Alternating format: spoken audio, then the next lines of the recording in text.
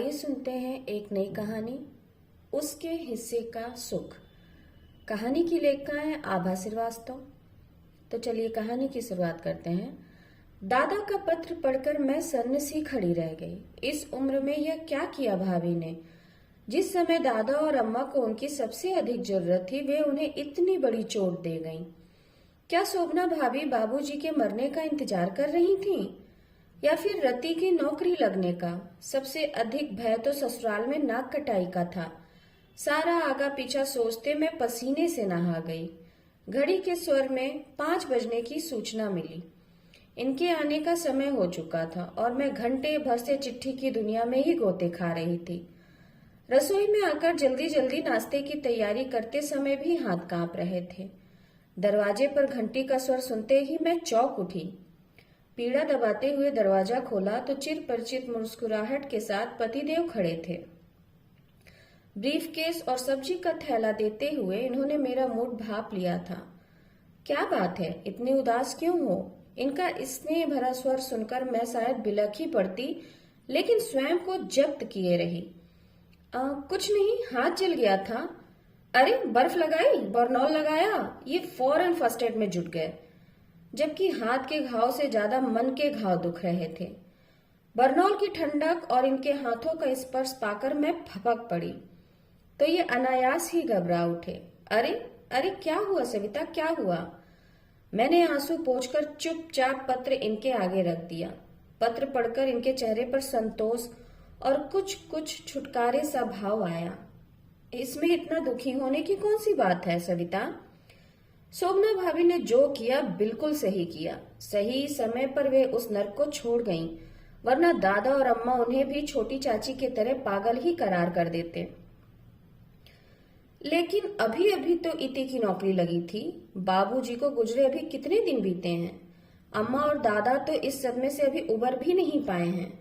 ऐसे में शोभना भाभी का घर छोड़कर इति के साथ रहने चले जाना और कभी पलट कर ना आने की कसम खा लेना झटके जैसा नहीं है? नहीं, भाभी ने जो किया बिल्कुल सही किया। वे छोटी मोटी नौकरी करती थी, इसलिए अपना आत्मबल बचाए रही।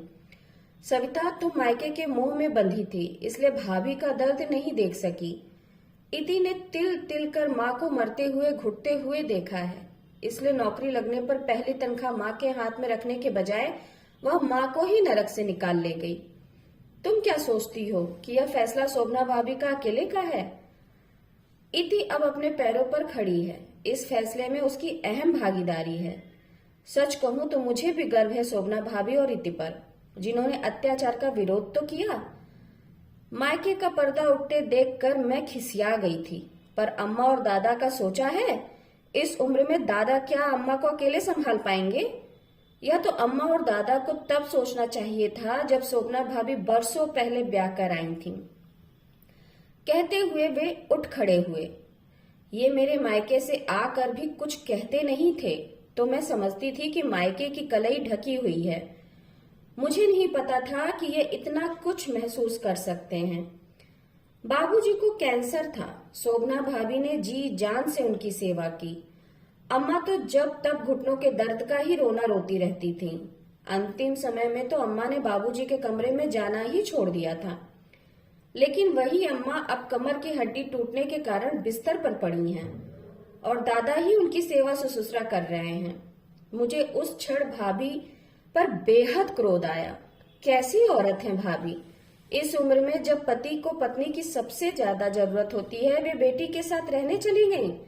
मन न जाने क्यों विरक्त सा हो गया। अम्मा ने तो शुरू से ही शासन किया था। ब्याह कर आई तो दादी बीमार थी, जैसा अम्मा बताती हैं।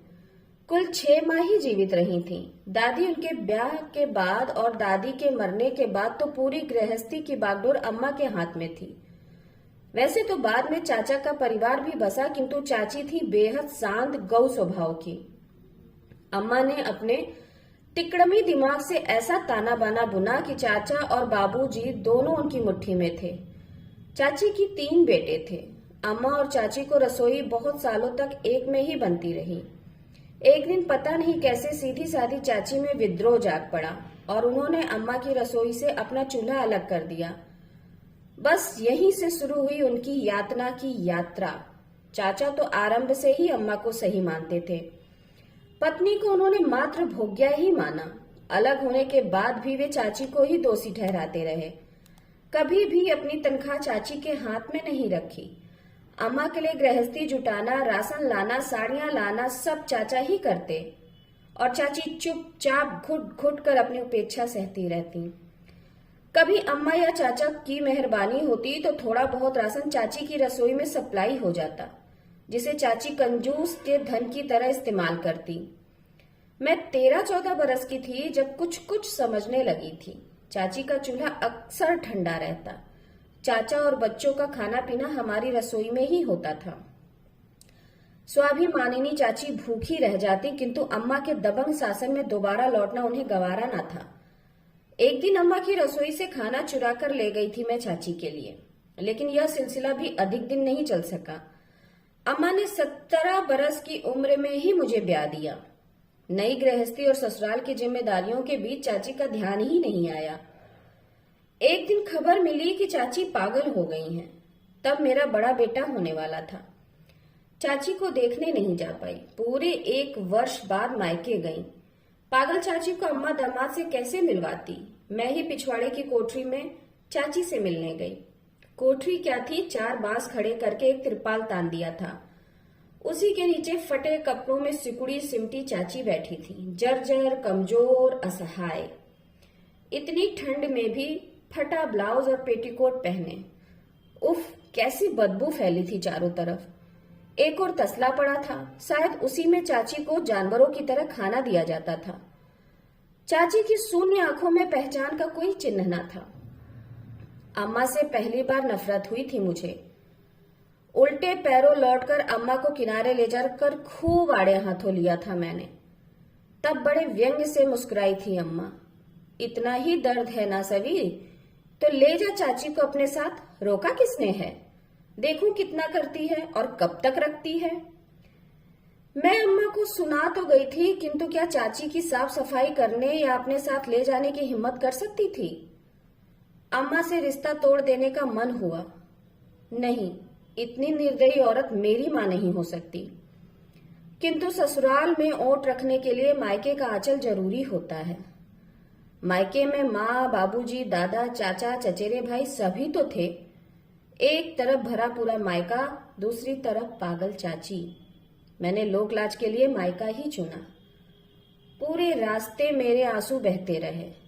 मायके के लिए नहीं, चाची के लिए। ये समझ रहे थे कि मैं मायके के लिए रो रही हूँ। फिर एक दिन चाचा नहीं रहे। मैंने सोचा कि अच्छा होता यदि चाची मर जाती, मुक्ति तो मिलती उन्हें।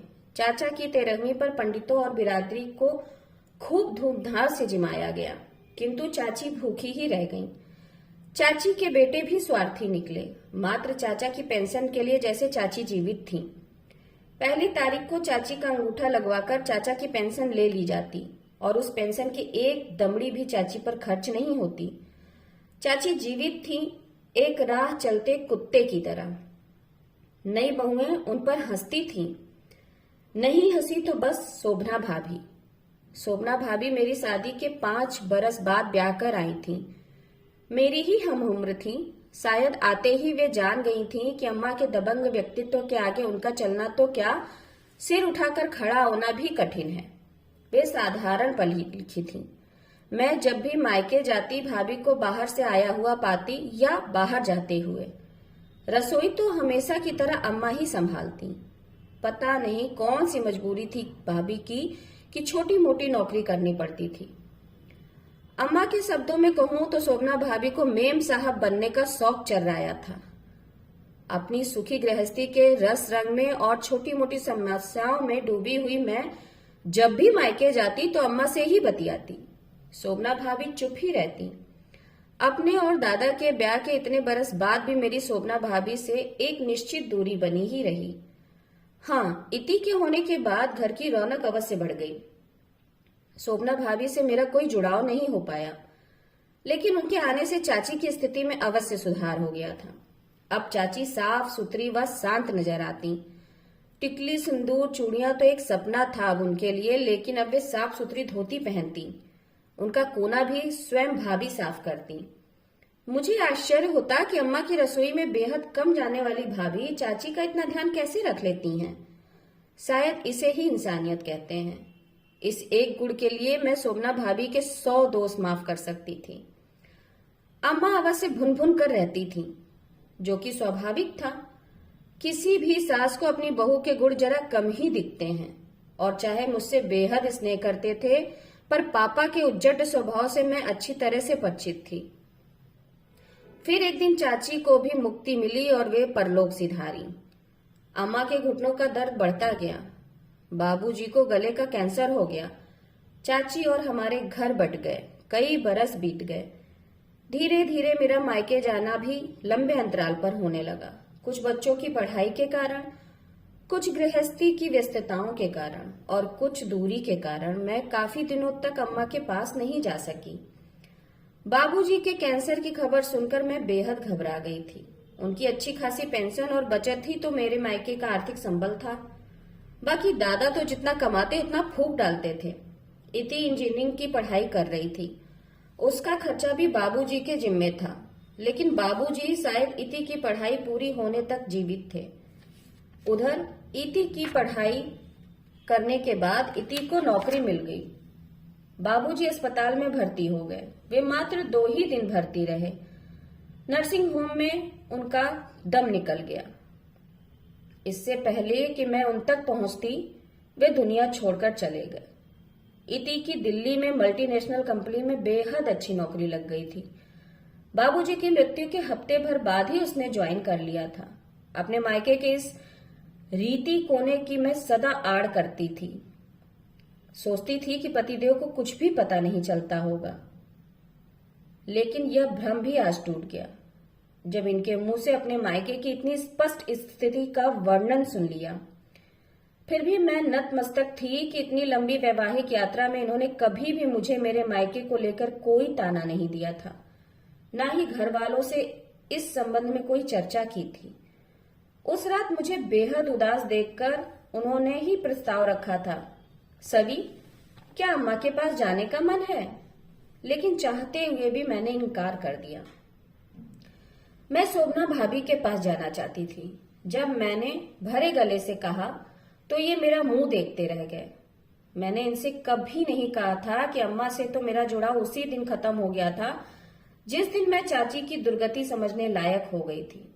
लेकिन एक दुनियादारी थी जिसे नहीं निभाती तो किस किस का मुंह बंद करती। अब ना सास रही ना ससुराल। बच्चों की भी शादियां निपट चुकी हैं। अब किसके लिए ओट करनी है? इन्होंने बिना कुछ पूछे मेरा दिल्ली का रिजर्वेशन करा दिया। साथ चलने के लिए मैंने ही मना कर दिया। स्टेशन पर इति और भाभी बेहद प्यार से गले लगीं। हालांकि उनके लिए मेरा आना बेहद अनअपेक्षित था। घर पहुंचते ही भाभी मेरी आवभगत में बिछ सी गईं। लेकिन मेरा मन उचटा ही रहा। उनकी खुशी, उनका उत्साह सब एक छलावा, एक नाटक सा लग रहा था। आपने सोचा तो ना होगा भाभी कि आपकी नई गृहस्थी में मैं इस तरह आ धमकूंगी? मैं तनिक तिक्त भाव से बोल पड़ी। नहीं सविता दीदी, अपने मायके आने के लिए सोचना या पूछना नहीं पड़ता। आपके आने से मुझे कितनी खुशी हुई है आप सोच भी नहीं सकती। कम से कम आपने तो मुझे अपना समझा। मैं तो तभी पराई हो गई थी भाभी जब अम्मा ने बरसों पहले मुझे ब्याह दिया था। मायके की बातों में दखल देने का भी मुझे कोई हक नहीं है। लेकिन इतना बड़ा निर्णय लेने से पहले आपने क्या एक बार भी सोचा कि इस उम्र में और इस हाल में दादा और अम्मा अकेले कैसे रहेंगे? ऊपर से बाबूजी के ना रहने का पहाड़ सा दुख अभी तो ताजा ही है। मैं अभी तक भाभी से रुष्ट ही थी। 24 बरस सोचते ही तो काटे हैं दीदी। आपके उस घर में काम ही क्या था और सिवाय सोचने के? इसी सोच के सहारे ही जीवित रह पाई हूं अब तक। दूसरों के बारे में बहुत सोच लिया दीदी, अब बस अपने ही बारे में सोचना चाहती हूँ। मैंने चौंक कर देखा। शोभना भाभी के चेहरे पर पीड़ा और दुख की परछाई थी। आप कह रही थी ना दादा और अम्मा इस उम्र में मेरे बिना कैसे रहेंगे सविता दीदी? आपके दादा को ना तो तब मेरी जरूरत थी जब मैं ब्याह कर आई थी और ना आज है। रही बात अम्मा की, तो उन्हें अपने साम्राज्य में किसी का दखल पसंद नहीं है। इतने वर्ष उस घर में स्वाहा कर देने के बाद भी आज ना पति मेरा है, ना घर, ना गृहस्थी।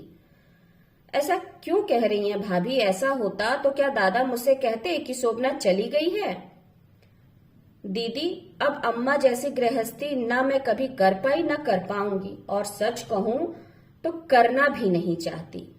मैं आपकी अम्मा जैसी सुघड़ नहीं थी, लेकिन इतनी फूहड़ भी नहीं थी कि मुझसे 4 लोगों की रसोई भी ना बन सके।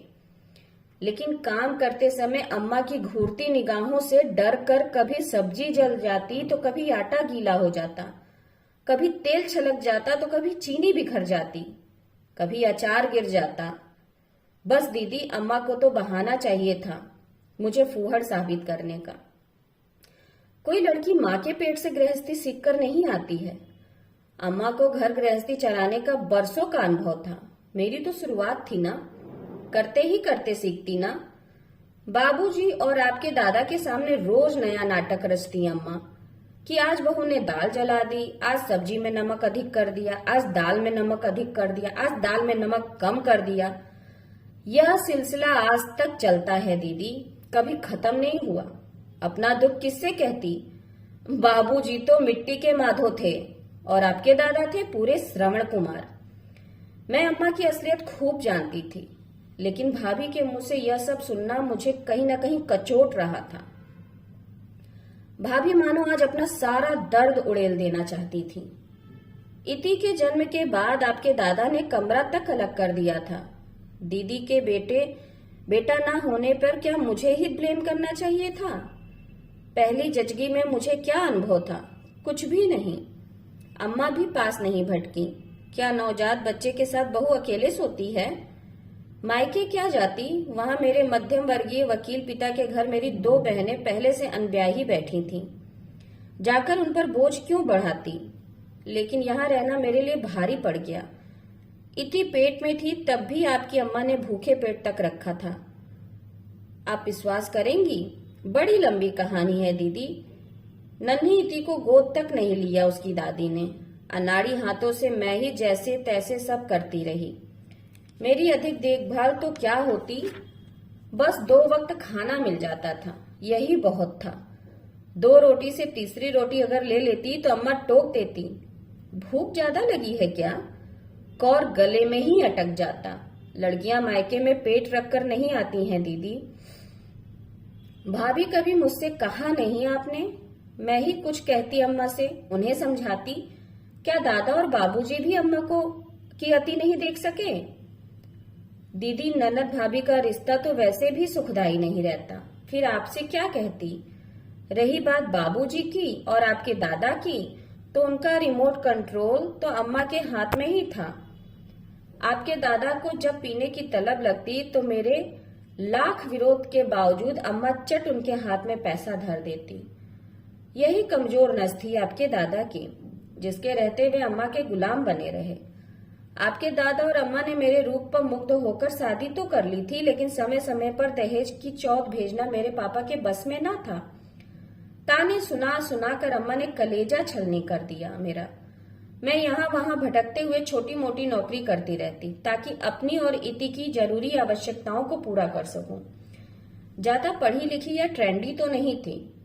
आपके दादा की कमाई का 1 पैसा भी आज तक मेरे हाथ में नहीं आया। उसकी असली हकदार तो आपकी अम्मा ही रही। भाभी का गला भर आया था। बहुत सी बातें हैं दीदी, कहने में भी शर्म आती हैं।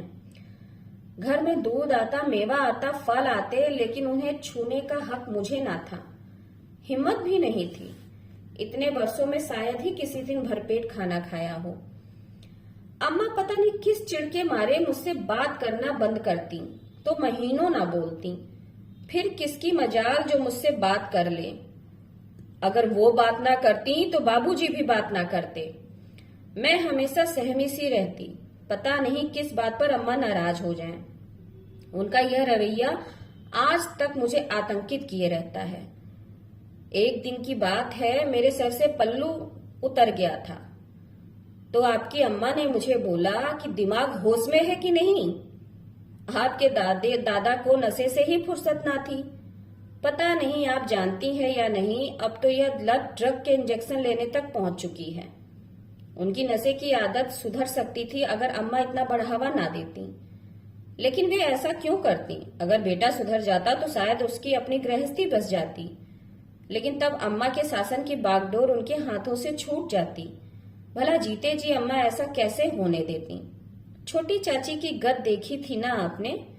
उन्हें अक्सर अकेले में बड़बड़ाते सुनती थी मैं। उन्हें इस स्थिति में पहुंचाने की जिम्मेदार भी अम्मा ही हैं। अपनी तारीफ करना तो कोई उनसे सीखे। सामने वाले को फूहड़ कैसे साबित किया जाता है यह गुण वे खूब जानती हैं। छोटी चाची अम्मा का शासन झेल नहीं पाई। सबसे बड़ी बात थी कि अम्मा ने उनका पति उनके बेटे ही हथिया लिए थे।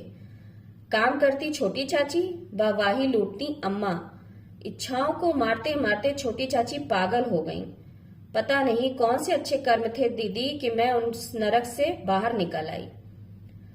आवेश और दुख के आधिक्य से भाभी का चेहरा तमतमा गया था। इति के होने पर कितने लांछन सुने हैं। आइए सुनते हैं एक नई कहानी, उसके हिस्से का सुख। मैंने की बेटी जनी है, लेकिन मेरी इति 100 बेटों से भली है। आज उसी के सहारे इतना बड़ा निर्णय ले पाई हूँ। चाची के तो तीनों बेटे ही पराए निकले। कितना गुबार था भाभी के मन में जो आंखों के रास्ते निरंतर बह रहा था। लेकिन भाभी कुछ तो सोचो, ये छोटी मोटी लड़ाइयां तो हर घर में होती ही रहती हैं।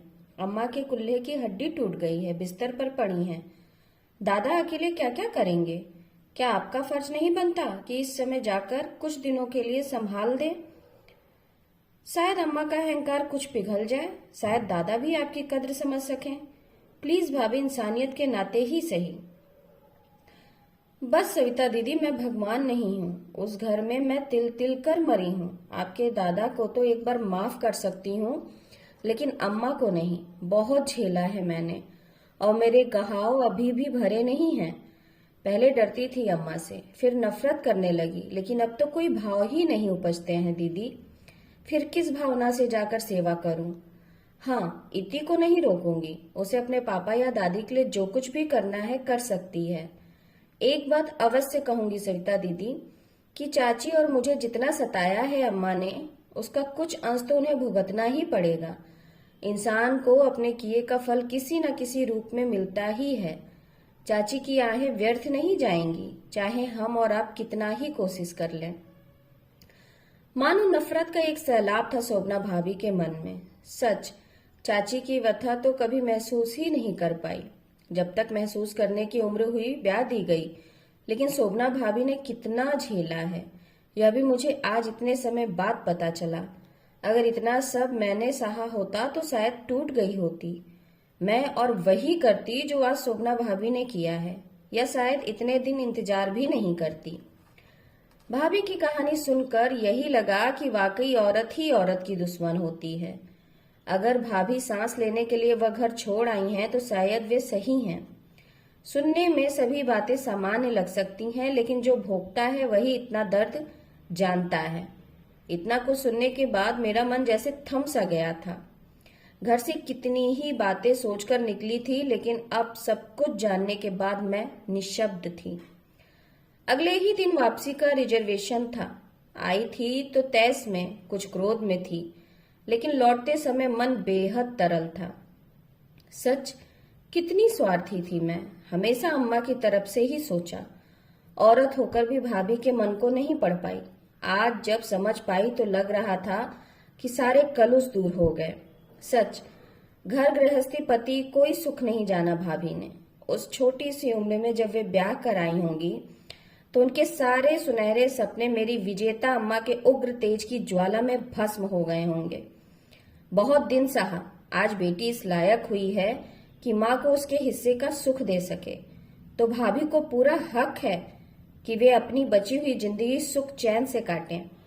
मैंने एक ननद के रिश्ते को भूलकर एक औरत के नाते, एक इंसान के नाते ईश्वर से प्रार्थना की कि भाभी का शेष जीवन बिना किसी दुख के उनके हिस्से के सारे सुख उन्हें मिले।